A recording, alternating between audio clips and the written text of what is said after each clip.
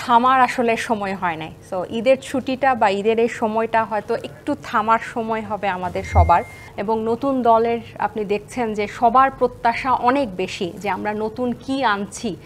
তাজনুভা, আপনার কাছে আসতে চাই। আমাদের দুজনের নামেও অনেক মিল আছে। ঈদটা কেমন কাটে এবং আসলে নতুন রাজনীতিবিদ বললে খুব একটা ভুল হয়তো হবে না।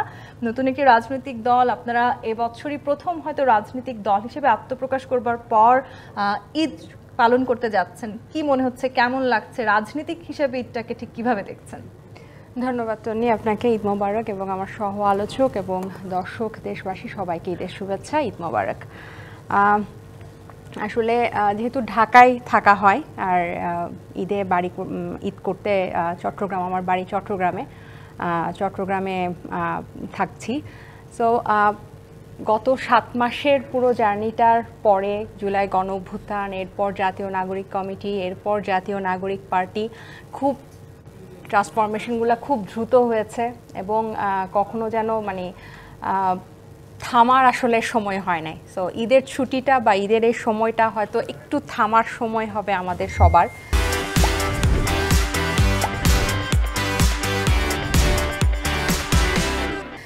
আর রাজনীতিতে আসবো সত্যিকার অর্থে এরকম তো কোনো প্ল্যান কখনো ছিল না।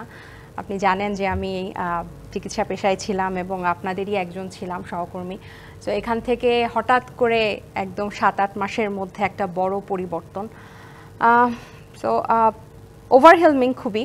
আর হচ্ছে বাড়িতে যেটা হয় যে সবাই কিভাবে রিসিভ করছে, এখন আসলে মানুষজনের জানাটা যে কিভাবে আসলাম, কি হচ্ছে, আমাদের চিন্তা কি, এবং নতুন দলের আপনি দেখছেন যে সবার প্রত্যাশা অনেক বেশি যে আমরা নতুন কি আনছি।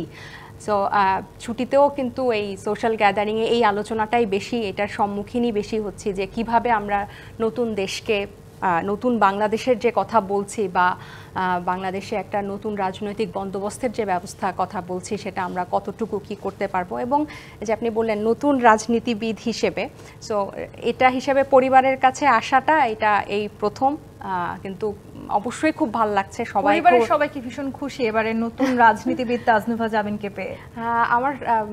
আমার মার বোন ছাড়া আমার এই সাইডে আসলে তেমন কেউ নেই, বাট আমার শ্বশুর বাড়ির লোকজন খুবই খুশি এবং তাদের সাথেই আমি এবার ঈদটা ভাগ করছি এবং তারা টক শো দেখে, বিভিন্ন মন্তব্য করে, ইন্সপায়ার করে। সো এবার ঈদের ছুটিতে তাদের সাথে রাজনৈতিক আলাপ আরও বেশি হবে বলে আশা করছি। কিন্তু সবারই ঘুরে ফিরে একটা ইচ্ছা থাকে যে, বা আগ্রহের জায়গা থাকে যে আমরা নতুন কি করছি, নতুন কি আনছি, কিভাবে অন্যান্য বারের থেকে, অন্যান্য দলের থেকে বা আমাদের যে চিরাচরিত রাজনৈতিক সংস্কৃতি ছিল সেটাকে বদলানোর জন্য, অপসংস্কৃতি ছিল সেটাকে বদলানোর জন্য আমরা আসলে কতটুকু প্রতিজ্ঞাবদ্ধ, আমাদের প্ল্যানিং কি, আমরা কিভাবে ঈদের পরে মাঠে নামবো, এইসব নানা জিজ্ঞাসা থাকে। নতুন রাজনৈতিক দল হিসেবে ঈদেও আসলে আপনারা নতুন করেই কিছু ভাবার চেষ্টা করছেন।